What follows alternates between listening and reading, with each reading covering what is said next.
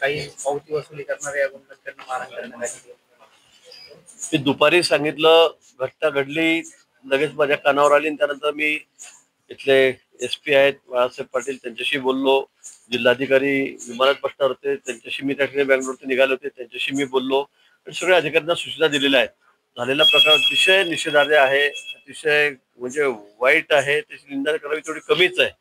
ज्या पद्धतीने video shooting त्या ठिकाणी झालं, बघणाऱ्यांनी केलं आणि ज्या पद्धतीने या गुंडांनी मिळून, गुंडच म्हणेल मी त्यांना, सगळं 7-8 जणांनी मिळून पत्रकारांना ज्या पद्धतीने मारहाण केली, खरं म्हणजे यांना कडक शिक्षा झाली पाहिजे। सगळ्या घटनेच्या पण चौकशीच्या ठिकाणचे आदेश दिलेले आहेत आणि कोणीही दोषी यातून सुटणार नाही।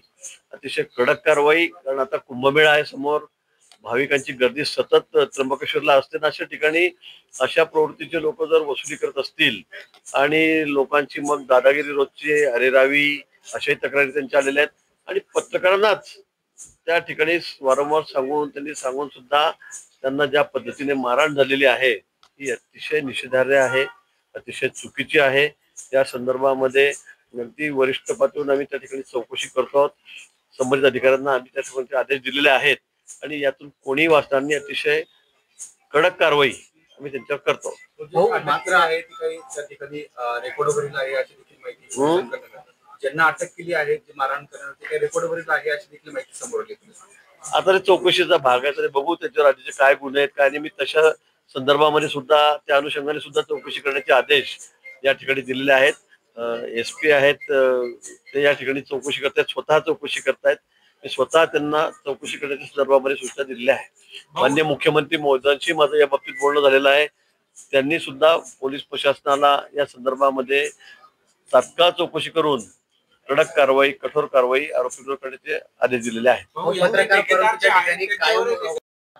आज पत्रकारांसोबत घडलं, देशभरातील भाविक त्या ठिकाणी दर्शनासाठी असतात, त्यांच्या देखील सुरक्षा। मी आधी तेच सांगितलं की नुसतं पत्रकारच नाही तर या ठिकाणी दिवसभर अनेक लोक, देशभरातून अनेक भाविक त्या ठिकाणी जात असतात आणि अशा पद्धती जर त्या कुठे वर्तन होत असेल की स्थानिक पत्रकारांची अशा पद्धतीने वर्तन करत असतील तर मग बाकी लोकांचं काय।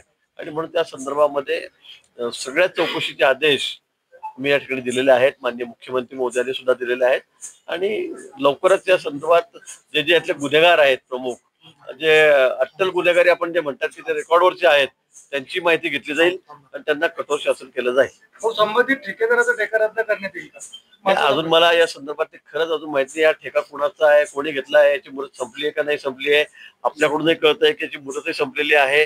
मी निश्चित जिल्हाधिकाऱ्यांना, कारण ते रात्री उशिरात मला वाटतं 8-8:30ला बँगलोर या ठिकाणी आलेत आणि मी त्यांना चौकशी करण्याचे आदेश दिलेले आहेत। उद्या मी दिवसभर नाशिकमध्ये आहे, मला वाटतं उद्या या गोष्टीचा सगळा खुलासा होईल।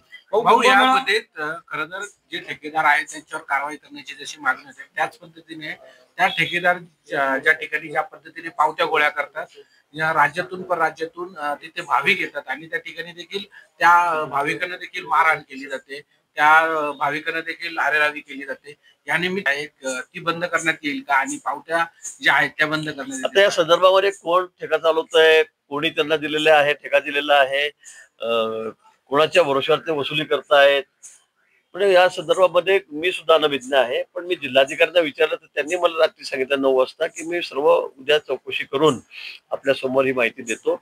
मला वाटतं ही सगळी चौकशी झाल्यावर म्हणजे उद्या काही फार वेळ लागणार नाही, पण एका दिवसातच आपण ही सगळी चौकशी उद्या संपवूया आणि त्यानंतर काय जे समोर येईल त्या अनुषंगाने आपण कठोर कारवाई, कडक कारवाई या सर्वांना करू। FIR चालू असताना समोरून साधारण 200 ते 300चा पोलिसांवर पण दबाव आणण्याचा प्रयत्न होता, मात्र त्यांच्यावर काही कारवाई झाली नाही। अजून पोलिसांवर अजिबात दबाव येणार नाही, कोणी किती जण आले ना अशी दादागिरी खपूनही घेतली जाणार नाही।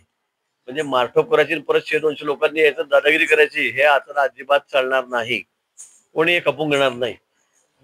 मी पोलिसांना या संदर्भामध्ये सूचना दिलेल्या आहेत, आता SP साहेब सोबतच आहेत, त्यांनाही सांगितलेलं आहे या संदर्भात कोणाची हयगय केली जाणार नाही। कोणी किती जण या काही करा, पण ज्याची चूक असेल त्याला निश्चित कडक शासन होईल। कुंभमेळा प्रमुख म्हणून त्र्यंबकेश्वरमध्ये या पद्धतीने टोळके जमा होऊन आज पत्रकारांवर हल्ला केला, त्या टोळक्यात जे जमा होतात त्याच्यावरती काही पर्याय करता येईल का? निश्चित अशा पद्धतीने जर कोणी दादागिरी होत असेल, लोकांना त्रास दिला जात असेल, सगळी चौकशी आपण करू। काही लोकांची माहिती मागेल, स्थानिक तिथले काही पुढारी असतील, सामाजिक कार्यकर्ते असतील, एनजीओ असतील, त्यांच्याकडून आपण माहिती घेऊ आणि यात काही तथ्य असेल तर निश्चित यांचा चांगला कायमचाच बंदोबस्त आपण त्या ठिकाणी करू. ओके.